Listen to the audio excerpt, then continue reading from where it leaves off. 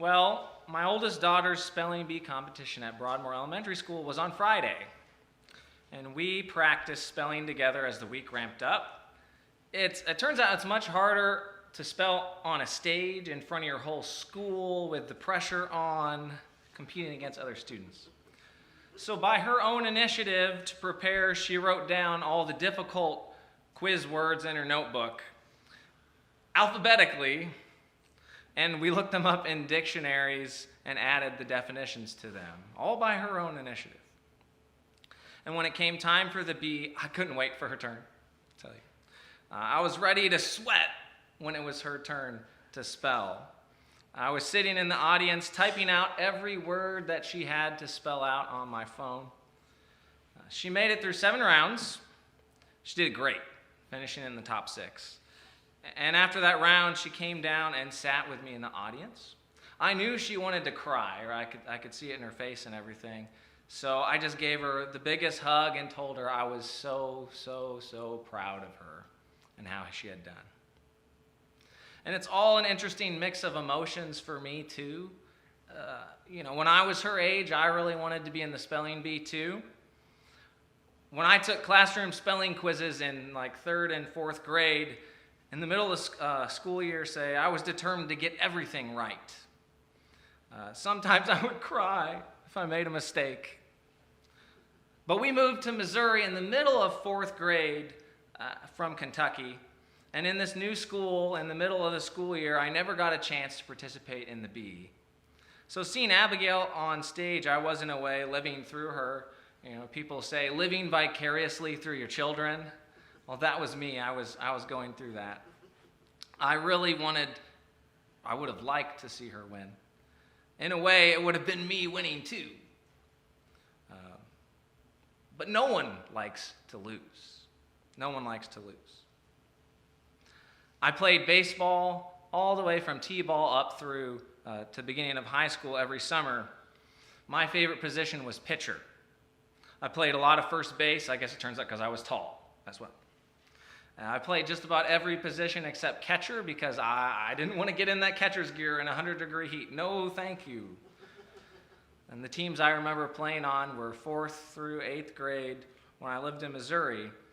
So I got to be on a team with the kids I knew from school and from church. I got to play with my friends, but I have to tell you, we weren't any good. For instance, I would pitch, and I would get the opposing team to hit a lot of ground balls. I just basically always threw a slider down and away. But ground balls don't help if your teammates can't pick the ball up off the ground in their glove or then throw it to first base and catch it. There's a lot of steps involved where things can go wrong. Turns out that was a lot, and we weren't very good. But if we won, we all went to Dairy Queen and got a blizzard. So that was good. My dad thought I was a pretty good player. Whose dad doesn't? And I should be on a better team. He always asked me if I wanted to play on another better team every year. Are you sure you want to sign up for this team again, son? Again? But each time I stayed with the same team. I stayed with the people I knew, with my friends. I never got to be a winner in baseball.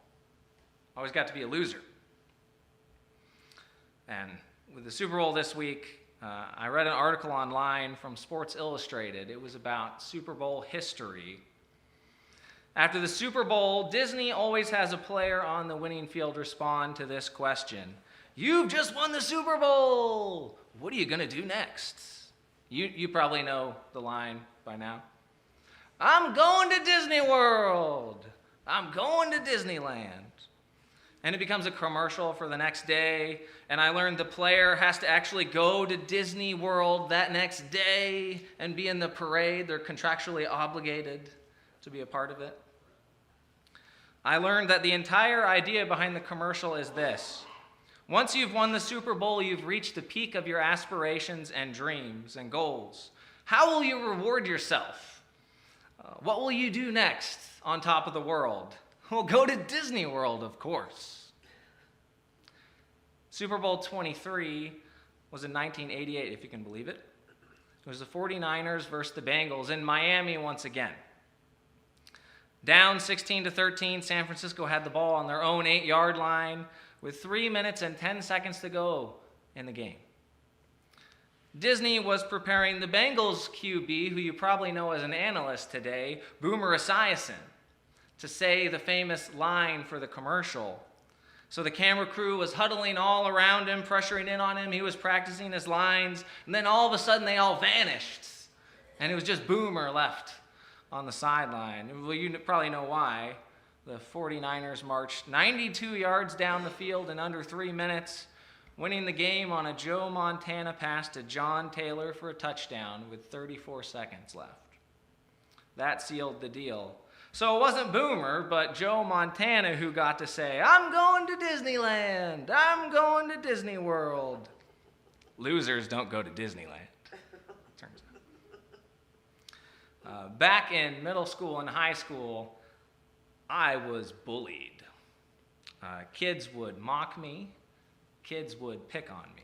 In middle school, I didn't wear the right clothes. I thought that if I got that right, I'd be okay, but it turns out that was wrong. Of course, that wasn't enough.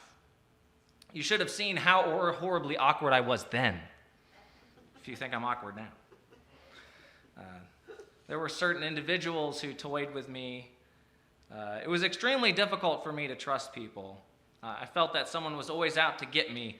One wise individual once said, "Just because you feel paranoid doesn't mean that everyone isn't out to get you." I kind of wanted to hurt the people that made it their goal to ruin my life. It was so bad, I quit the freshman soccer team. I never played soccer again in high school. I just absolutely hated high school. I always sat at the table for lunch with the losers. I didn't even get along with my brothers. I felt probably like all teenagers. My parents don't understand me. Who can I talk to? I just felt deeply in my life at that time that I was a loser. Now, I tell all these stories about losing because I wonder, from where do we read the Beatitudes of Jesus? From where do we read our text today? Out of what experiences do we hear these? It has been said by many that winners write the history books.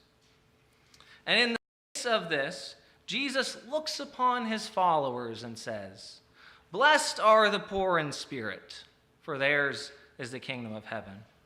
Blessed are those who mourn, for they will be comforted. Blessed are the meek, for they will inherit the earth. Blessed are those who hunger and thirst for righteousness, for they will be filled. Blessed are the merciful, for they will be shown mercy. Blessed are the pure in heart, for they will see God. Blessed are the peacemakers, for they will be called children of God. Blessed are those who are persecuted because of righteousness, for theirs is the kingdom of heaven. Blessed are you when people insult you, persecute you, and falsely say all kinds of evil against you because of me. Rejoice and be glad, because great is your reward in heaven." Does this sound like good news? For many people, it doesn't. Many would expect these blessed are messages to be the exact opposite of what's coming out of the lips of Jesus. The winners write the history books, yeah, but it's difficult to come to the Beatitudes and truly hear them from the position of a winner. I think, who was listening in on this sermon by Jesus? In his time, 1% of people held the wealth and power in the world. 99% of people were losers. In the 4th century, people argued against Christianity by saying only the lowest people of society followed Jesus. They were all simpletons and uneducated. Their values didn't line up with the empire. Why would anyone want to follow Jesus? It wasn't respectable at all. It wasn't easy at all. Even the Apostle Paul says Christians are the scum of the earth. Christianity was for losers. For losers. With the Beatitudes, Jesus points to the poor, the marginalized, and destitute, and announces this crazy news that they are blessed. Those who give up privilege and power to work for reconciliation are offered blessing. Blessed are the losers, you could say. Jesus turns upside down who people think is blessed, who is enviable, who do you want to be like, who do you admire? Whether it's the 1st or 21st century, the same thing holds true, I think. That much has not changed. This is hard to hear. In fact, there is big business in having us to believe the opposites of the Beatitudes. I think of advertising. You don't have this. Look at this new and shiny thing that you need. Beautiful and successful people have this thing, so you should too. You don't have the right things. You don't look the right way. You don't have the right weight. I mean, this is what a winner looks like, and you don't have value unless you reach for that, unless you are this thing. I feel like pounded into us is this message that you are not accepted. We don't like you as you are. But buy this thing and do this and you will be accepted. Do this, you will be valued. Do this and you will be a winner. It's a question of how are we evaluated? Yet Jesus cuts through all that noise and says, God accepts and holds up who society says are the losers. Blessed are the losers. This is truly grace. This is truly gospel. Jesus looks out on upon the crowds who are the losers and says, blessed are you. Now we come from a place and time in history, a culture where we are consumed with being winners. The most powerful nation in the world, the place where people come to be educated in our universities from all over the world, a country that people look to for hope and for a dream. Dare we imagine ourselves as losers?